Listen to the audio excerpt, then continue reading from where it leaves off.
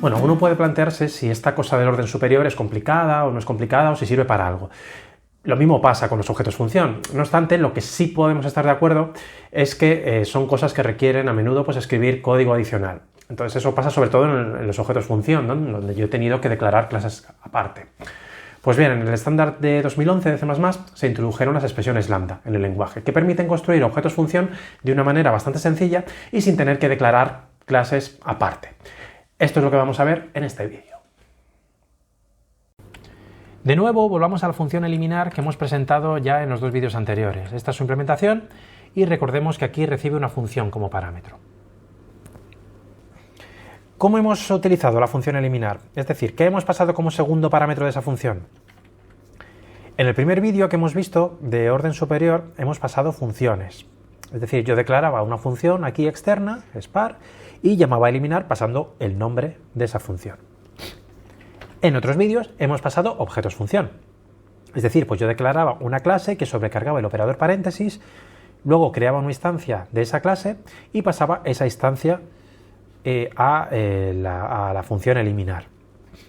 Sea cual sea, hemos tenido que crear una definición aparte, ¿vale? En el primer caso, pues he tenido que crear una función aquí, en el segundo caso he tenido que definir una clase aparte.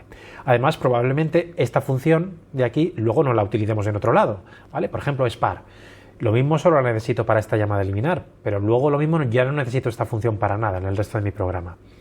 Si haces una función que sabes que vas a utilizar en distintos sitios, pues está bien, pero implementar una función que sabes que solo vas a utilizar una vez, que solo tiene una línea, pues bueno, sigue teniendo su sentido para facilitar la legibilidad del código, pero también es un engorro. La pregunta es, cuando yo llamo a eliminar, ¿no podría definir aquí mismo la función que yo quiero pasar? Pues sí, resulta que puedo. Puedo poner aquí lo que se llama una expresión lambda. Las expresiones lambda nos permiten definir una función anónima, de un solo uso, en el sitio en el que se vaya a utilizar. La sintaxis de las expresiones lambda es la que veis aquí. Empieza con una serie de variables metidas aquí entre corchetes que llamamos capturas. Esto lo vamos a explicar luego. De momento esto va a ser vacío. Ponemos los corchetes vacíos. Luego vienen las declaraciones de los parámetros de la función que yo quiero definir y por último el cuerpo de la función. Vamos a ver esto en acción. Tenía declarada aquí una función spar y por otro lado llamaba a eliminar pasando esa función como parámetro. Bueno, pues puedo quitarme de encima la función spar y llamar a eliminar pasando toda esta expresión lambda como parámetro. Esta cosa de aquí en realidad representa una función que recibe un entero x y devuelve true si ese x es par. Fijaos que con esto estoy poniendo una función ahí en medio, ¿vale? Donde yo podía tener un parámetro.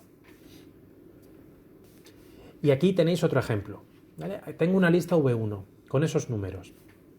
Vale, pues aquí llamo a eliminar pasando, además de la lista, la función que dado un número x me dice si ese número es par, ¿no? Que es lo que os acabo de enseñar en la diapositiva anterior.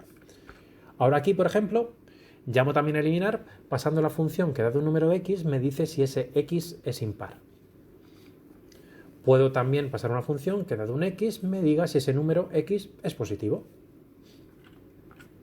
O en el caso de la lista de fechas, puedo, por ejemplo, pasar una función que reciba una fecha f y devuelva true si el día de esa fecha es el 25 y el mes es el 12.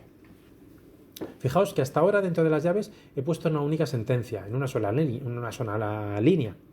Pero claro, yo puedo poner aquí cualquier código, aunque ocupe 40 líneas. Eso sí, si la lambda expresión ya empieza a hacerse un poco grande, quizás convenga, por legibilidad, pasarla a una función aparte.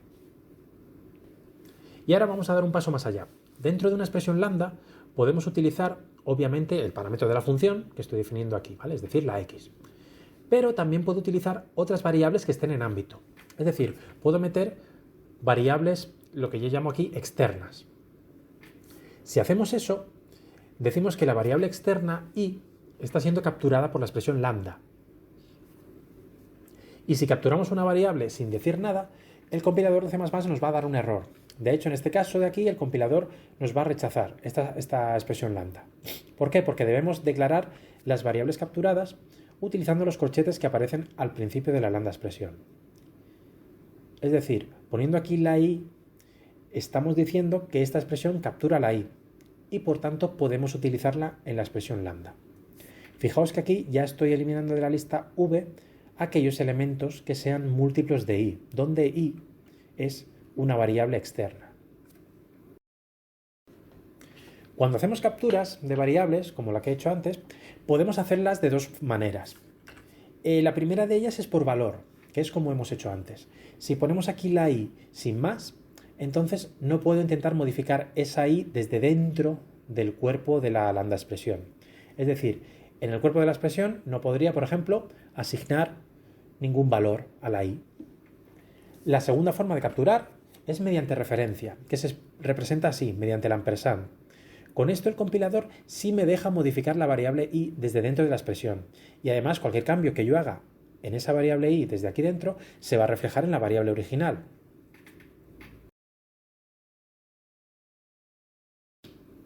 Aquí tenéis un ejemplo. Tengo una variable i que vale 3. Declaro una variable f cuyo valor es una función que estoy definiendo mediante una lambda expresión. Esta función captura i por referencia y sencillamente pues, incrementa el valor de i. Y ahora yo llamo a esa función f. Entonces, el llamar a esta función provoca que se va a ejecutar este código, que a su vez va a modificar la variable i externa. De modo que si al final imprimo i, voy a obtener el valor de 4. Para terminar, vamos a volver al ejemplo de la criba de Eratóstenes del vídeo anterior. Antes había declarado una clase aparte que sobrecargaba el operador paréntesis. Pues bien, puedo cambiar esa clase por esta función de aquí.